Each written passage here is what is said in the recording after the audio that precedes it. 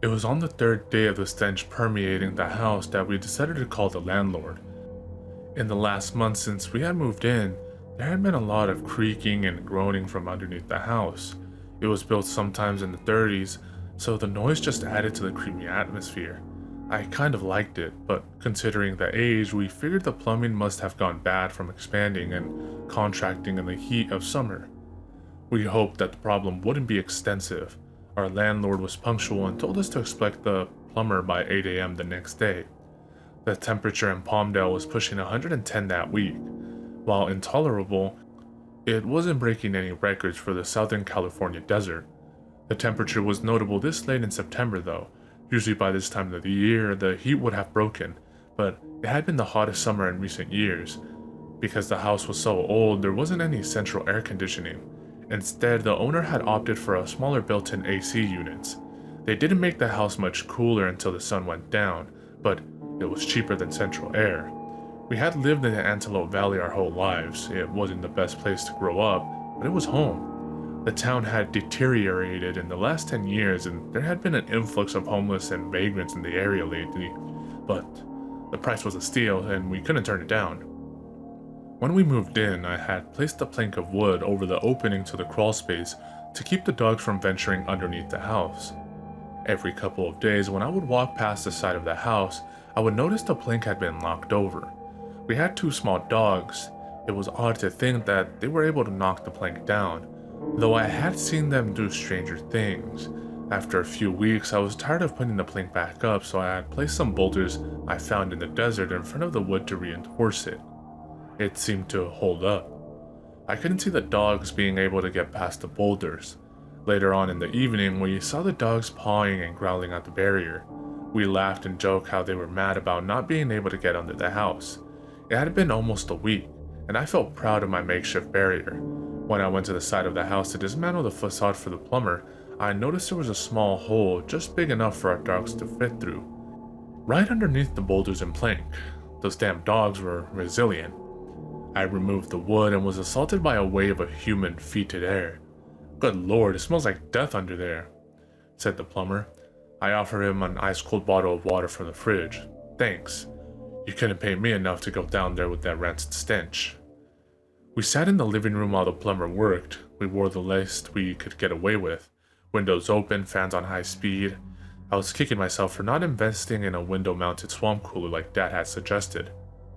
Ashley mentioned she was hungry and I cracked a joke about her eating the rest of my leftover veal parmesan from the restaurant from last week. She swore she hadn't touched it, but I knew she had a habit of picking at my food. I let it go. We hadn't been shopping for groceries in a few days, so we made a plan to go after the plumber was done. Hopefully it wouldn't be too hot by then. Whatever food we still had needed to be cooked, but to cook meant to turn the oven on. And even at 8 a.m., it was too hot to cook. Not to mention the smell didn't give us much of an appetite. Jesus Christ! We heard the muffled panic through the thin wooden floor of the family room. I ran from the living room and towards the back door and saw the plumber through the window stumbling from the side of the house in a panic, covered in filth, trying to regain its composure. I opened the door and stood in the doorway, anxious to hear how severe the problem was. He climbed the 3 steps to the patio towards me. "What happened?" I asked. "We need to call the cops," he said. "What do you mean?" He hesitated for a moment. "There's a body underneath your house. That's what you're smelling. This isn't a plumbing issue. This is a hazmat issue. Do you have any idea how they got under there?" When the police arrived, they cordoned off the house, but wouldn't let us leave. After their initial investigation, they confirmed that the body was in advanced stages of decomposition, though the coroner estimated that they had been dead for no more than a couple of days. The time of death didn't match the putrefied state of the body.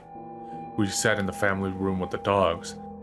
They licked our hands as we rubbed them for emotional comfort, waiting for the police to question us. They didn't mention it, but I knew the police saw us as persons of interest based on the questions they asked. How old was he? What was his name?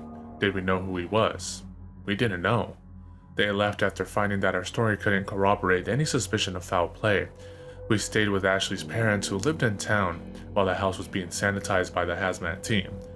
No more than a week had passed before the coroners had finished the report. They identified the man as Jesus Paz, 66. The police confirmed his identity as one of the local homeless. The coroner mentioned that his body had bits of flesh missing at various locations. Hypothermia was the cause of death.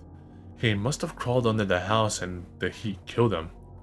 They suspect that he had been living underneath the house for a while and either fell asleep or became trapped there as the temperature rose.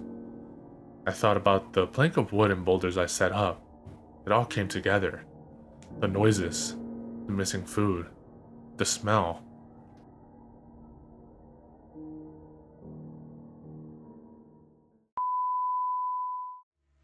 Definitely elevating for the 966. The ill suicidal libel to take titles and make vital signs, but not like no cancer.